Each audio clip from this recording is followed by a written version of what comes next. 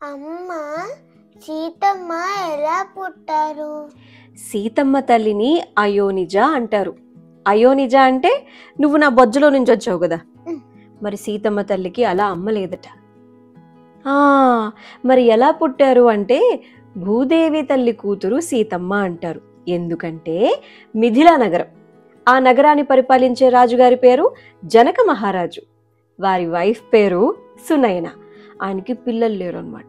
అప్పుడు ఏం జరిగిందంట, ఒకరోజు పొలం దున్నుతున్నారంట.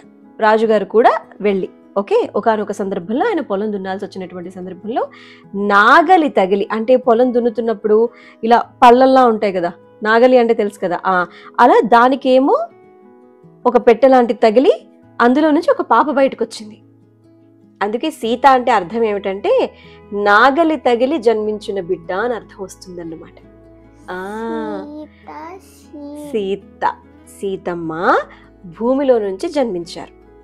అందుకే అమ్మను అయోనిజ అంటారు. అమ్మ బొజ్జలో నుంచి కాకుండా భూదేవి బొజ్జలో నుంచి వచ్చింది కాబట్టి. మనం భూమాత భూదేవి అంటూ ఉంటాం కదా నేలను. మరి భూమాత భూదేవి లేకపోతే భూవెక్కడి నుంచి పండుతుంది? అన్నం పండేదంతా, నీరొచ్చేదంతా భూదేవి ద్వారానే కదా, అలా అనమాట. అందుకే భూదేవి తల్లి కూతురునే సీతమ్మ తల్లిగా భావిస్తూ ఉంటాము. చిట్టు చివరన అమ్మ ఎలా అయితే భూదేవి ద్వారా వచ్చారో ఆఖరున అదే భూదేవి తల్లి ఒళ్ళోకి వెళ్ళిపోయారని కూడా చెప్తూ ఉంటారు కదా. అయితే సీతమ్మ తల్లి గురించి చెప్పాలంటే అక్కడ రామయ్య తండ్రికి తగ్గ ఇల్లాలు అంటే అచ్చం రామయ్య తండ్రి లాగే very strong and very powerful. తెలుసా, చూడ్డానికి చూడ చక్కగా ఉంటారంట. ఎంత అందంగా ఉంటారంటే ఒక్కసారి సీతమ్మ తల్లి కళ్ళను చూస్తే కనుచూపు తిప్పుకోలేనంత అందంగా ఉంటారంట. గొప్ప అల్లరి చేసేవారంట. తనకి బోలెడంత మంది ఫ్రెండ్స్ ఉండేవారంట. జనక మహారాజు తనకి దొరికినటువంటి ఆ బుజ్జి తల్లిని సీతని తీసుకొని వెళ్ళి పెంచిన తర్వాత జనక మహారాజు కూతురు కాబట్టి జానకి అని పిలిచేవారంట ఫ్రెండ్స్ అందరూ కూడాను.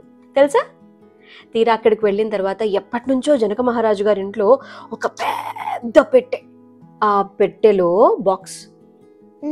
ఆ బాక్స్ లో ఒక పెద్ద శివధనుస్సు ఉంది.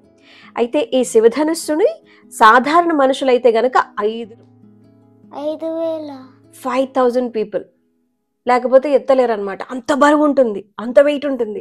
అంటే 4,000 కూడా సరిపోరు, 5,000 పీపుల్ కావాల్సిందే. అంత బరువుగా ఉన్నటువంటి శివధనుస్సు ఒక పెట్టె ఉంటుందని చెప్పాను కదా, ఆ పెట్టెకి కింద చక్రాలు లాంటివి ఉంటాయి అనమాట.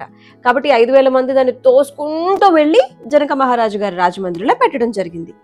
అంత బరువు ఉన్నటువంటి దాన్ని సీతమ్మ తల్లి చిన్నప్పుడు ఒక బంతాట ఆడుకుంటూ ఆ బంతి కాస్త ఆ